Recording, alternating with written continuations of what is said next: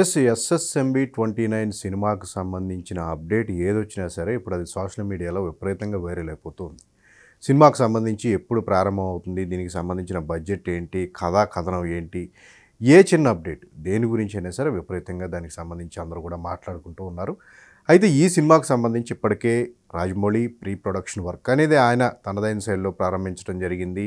ఈ pre production షూటింగ్కి వెళ్లే ముందు చేయాల్సిన ఏ అంశాల మీద మనం దృష్టి పెట్టాలనే దాని మీద కూడా ఆయన టీంను ఒక సెట్ చేసుకుని దానికి సంబంధించిన వర్క్ అంతా కూడా ఆయన గ్రౌండ్ వర్క్ అంతా కూడా చేసుకుంటూ ఉన్నారు. మరోపక్క జర్మనీ వెళ్ళారు మహేష్ బాబు, మనకు తెలిసిందే కొద్ది రోజుల క్రితమే. జర్మనీ వెళ్ళి ఆయన కొంత ఫిట్నెస్కి సంబంధించి కొంతమేర ఆయన ఒక ట్రైనింగ్ అవుతూ ఉన్నారు. ట్రెక్కింగ్కి సంబంధించి తాజాగా ఆయన సోషల్ మీడియా పేజెస్లోనే దానికి సంబంధించిన ట్రెక్కింగ్ పిక్చర్స్ను ఆయన షేర్ చేసుకోవడం జరిగింది. దాని తర్వాత మహేష్ కొన్ని యాడ్ షూట్లను చేయనున్నారు. ప్రధానంగా ఈ సినిమా రాజమౌళితో చేయబోతున్న సినిమా వన్స్ షూటింగ్ ప్రారంభమైన తర్వాత కంప్లీట్గా మహేష్ బాబుకి అలాగే రాజమౌళి మధ్య కొన్ని కండిషన్స్ గురించిన డిస్కషన్ అనేది రావటం జరిగింది. ప్రధానంగా బ్రాండ్ ఎండార్స్మెంట్స్ విషయంలో మహేష్ బాబు ఎప్పుడు కూడా ముందుంటూ ఉంటారు. ప్రతి సంవత్సరం కూడా కొత్త ప్రోడక్ట్స్కి ఆయన ప్రమోషన్ చేయాల్సి ఉంటుంది. అయితే ఈ సమయంలో తాజా సినిమాలకు సంబంధించిన లుక్ అనేది ఆ యాడ్లు చేయటం వల్ల బయటకు వస్తూ ఉంటుంది.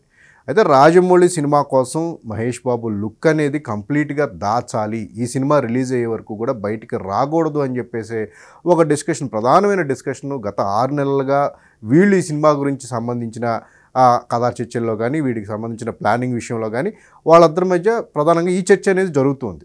అంటే లుక్ బయటికి రాకూడదు.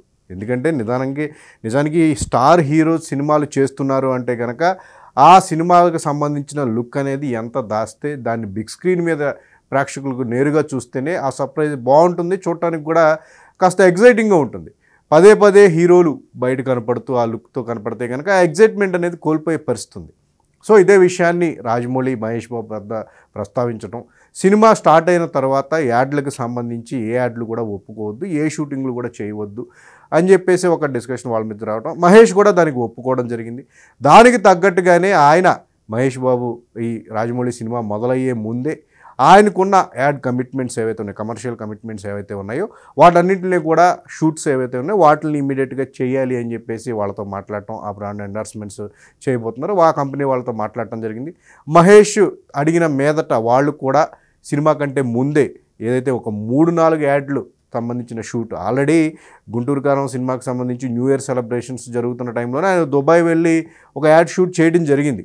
ఇక బ్యాలెన్స్ ఉన్న వాటిని కూడా మహేష్ కంప్లీట్ చేసి ఆ తర్వాత ఆయన పూర్తి స్థాయిలో ఈ సినిమాకు సంబంధించిన షూటింగ్లో పాల్గొంటూ ఉంటారు. వన్స్ షూటింగ్ కంటిన్యూగా చేయాలి, వాళ్ళ ప్లానింగ్ కూడా ఏంటంటే కనుక అంటే ఒక వర్క్షాప్ అయితే నిర్వహించాలి ముందస్తుగా.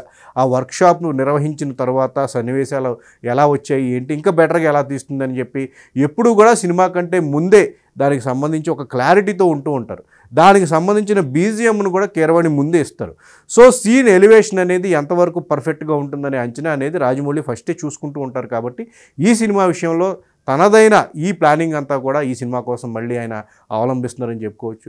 కేవలం ప్రీ ప్రొడక్షన్ వర్క్ కోసమే 100 కోట్ల బడ్జెట్ అనేది ఈ సినిమా కోసం కేటాయిస్తున్నారంటే చూసుకోవచ్చు ఎంత అవుట్పుట్ విషయంలో ముందు నుంచి కూడా రాజమౌళి కానీ నిర్మాత కేఎల్ నారాయణ కానీ అలాగే వీళ్ళిద్దరికీ సపోర్ట్గా మహేష్ బాబు కానీ ఒక ప్లానింగ్ ప్రకారం వీళ్ళందరూ కూడా అనుకున్న షెడ్యూల్ ప్రకారం సినిమా చేయాలి, ఎలాంటి డిస్టర్బెన్సెస్ లేకుండా ముందుకు వెళ్ళాలి అని చెప్పే క్రమంలో కూడా వాళ్ళంతా పక్క ప్లానింగ్తో ఉన్నారు. అందుకనే మహేష్ బాబు ఒక పక్క జర్మనీ వెళ్ళి ఫిట్నెస్ లెవెల్స్ పెంచుకుంటున్నారు, ఆ తర్వాత యాడ్ షూట్లు చేస్తున్నారు.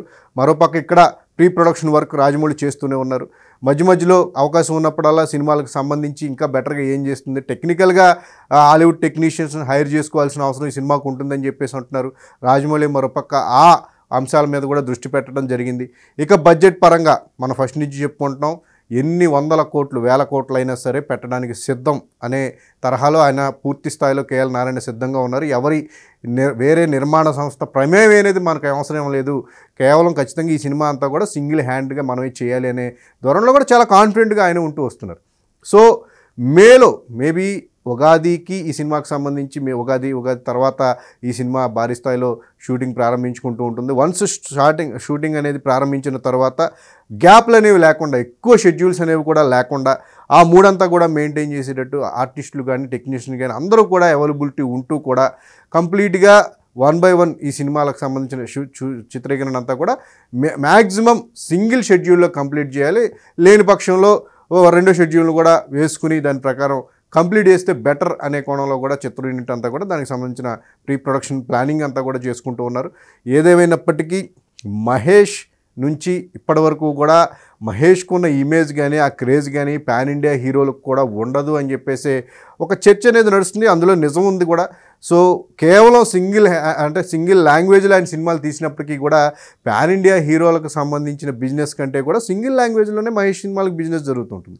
అలాంటిది తొలిసారి ఒక పాన్ ఇంటర్నేషనల్ సినిమా చేస్తున్న క్రమంలో ఆ స్థాయి అంచనాలు పర్ఫెక్ట్గా ముందు నుంచి కూడా రాజమౌళి లాంటి దర్శకుడు ఖచ్చితంగా హీరో ఇమేజ్ను మరింత ఎలివేట్ చేసేలాగా కూడా ఆయన సినిమాలు తీసిన హిస్టరీ ఆయనకి ఉంది. కాబట్టి ఈ కాంబినేషన్ ఖచ్చితంగా ఇండియన్ సినిమా హిస్టరీలోనే ఒక మ్యాజిక్ చేయబోతుంది అని చెప్పేసి రిపోర్ట్ అయితే ఇప్పటి నుంచి కూడా మొదలవుతుంది. ప్రధానంగా బాలీవుడ్లో ఈ ఏడాది రాబోతున్న కల్కి సినిమా గురించి, తర్వాత మహేష్ అలాగే రాజమౌళి కాంబినేషన్లో రాబోతున్న ఈ భారీ బడ్జెట్ 2 సినిమాలకు సంబంధించి చాలా ఈగర్గా వెయిట్ చేస్తున్న పరిస్థితి. అంటే ఒక ప్రొడక్షన్ పరంగా కానీ బిజినెస్ పరంగా మార్కెటింగ్ పరంగా నెక్స్ట్ లెవెల్కు సినిమాను తీసుకువెళ్ళాలి అంటే కనుక ఇప్పుడు టాలీవుడ్ కేర్ ఆఫ్ అడ్రస్గా ఉంది. ఈ విషయంలో రాజమౌళి బాహుబలి, RRR సినిమాలతో దాన్ని నిరూపించారు. అదే బాటలో ఇప్పుడు కల్కి సినిమాతో నాగ్ అశ్విన్ కూడా అదే తరహా టెక్నిక్ను ఒక తెలుగు సినిమాని ఇంటర్నేషనల్ స్టాండర్డ్స్లో తీసుకువెళ్ళడం, పాన్ ఇంటర్నేషనల్ లెవెల్లో తీసుకువెళ్ళడానికి తన వంతు ప్రయత్నాలు చేస్తూ ఉన్నారు.